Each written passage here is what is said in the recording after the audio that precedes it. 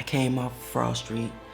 My mom and dad ended up separating. We ended up on Highland, the 600 block of Highland with the prostitution, all that.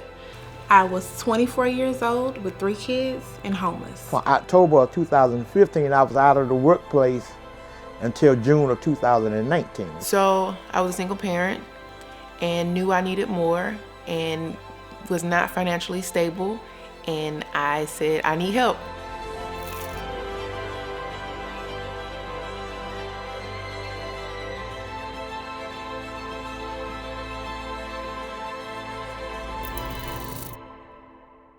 My story begins a long time ago, but so I had Caden, my son, in 2009, and so I knew I needed more for my life.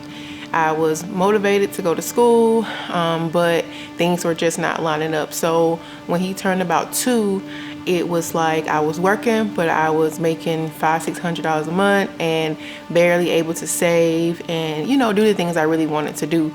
So it was then I found Strive to Thrive, and so it was a humbling experience. So I'm never one to like just go out and ask for help. And the previous director at the time, before Miss Avita, we were, you know, church members, and so she was like, you'll be really good for this program. And she told me something that was very key, and she stated that, you know, ask for help while you need it, but you won't need it for long. In an instance of, you know, it's okay to be humble, it's okay to need help, it's okay to say, hey, I'm really struggling right now, but know that that won't be your, you know, your full life. That won't be your story forever. And so that was the motivation behind saying, okay, Nikki, you need help. It's okay. And you got some people, really good people that's in your corner to go ahead and say, hey, we got your back. As you see that evolution, it's amazing, because what we know is that a lot of times people need a hand up. And so instead of giving that hand out and not giving people the resources to be able to maintain what they're given, we do it differently. We say that we want to give people a hand up. But not only that, someone said one day that Strive to Thrive teaches a man how to fish. And we say no, we want to teach a man how to own the pond, so there can be transgenerational legacy. So now Naokosha's son sees an example of how his mom has evolved to be successful even as a single parent. It was just great to see that people truly wanted to not just give you like a hand, you know, here you go, here you go, here you go, but provide you with resources that will help you in the long term. You know, I still to this day look back and say, oh my God, I was only making $600 a month, and it felt like I wasn't making anything, to look now that, you know, I'm still not where I want to be, but I have several banking accounts where it's savings, you know, and I can say, oh my God, I really have more than $500 to my name and able to really provide for my son. So it was just a whole lot. Like, now that I think back on the memories of the program and where, you know, it started, where I started to now is something different. I can actually tell somebody how to even set up a bank account, or how to even go about, you know, getting a car, or how to build their credit, because those are things that were taught to me in the program. Like, yeah, we know bits and pieces, but at the same time, it's those long-term effects that stick with you as well. And I had an opportunity once I did graduate from the program to actually give back to the program. I actually worked as one of the coordinators for the program, you know, so I actually was a part of the program and could share my story. But on the outside, to sit with someone who actually went through the program, I think that's, you know, proves that, okay, this person went through the program, he or she on the other side, she's not looking down on me, she's not like judging me for who I am or my story.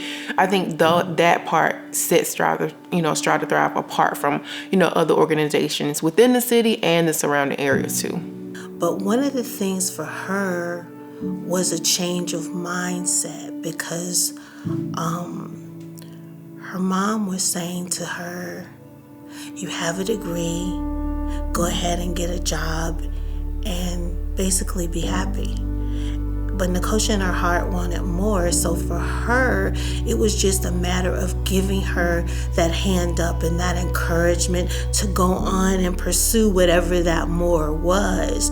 It shows me that the holistic approach works, that you can't just focus on one thing. You have to focus on people holistically. You have to look at all the barriers, all the things that concern them, and help them get all of those resources that you were talking about. Help them create a balance for themselves where they can be successful.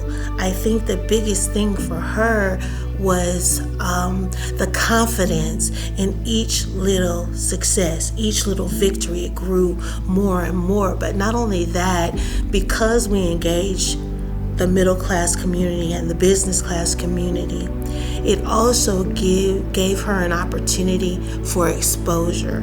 You know, she did different speeches and different events, which allowed her to meet different people who therefore could serve as mentors or be resources for her to achieve the things that she needed to achieve. So I knew I wanted to continue my education. I knew I had to. You know, I couldn't stop. There was nothing there in Albany that would help me to where I wanted to be able to provide a much better life for my son. And moved up here, my son was able to adjust really, really well and just got connected. And I was like, okay, I'm gonna just be a regular pharmacy student. And God was like, yeah, no. So while in the program, I was exposed to so many people who, you know, was rooting for me. Was able to do a couple publications recently. I was able to be recognized nationally for patient counseling.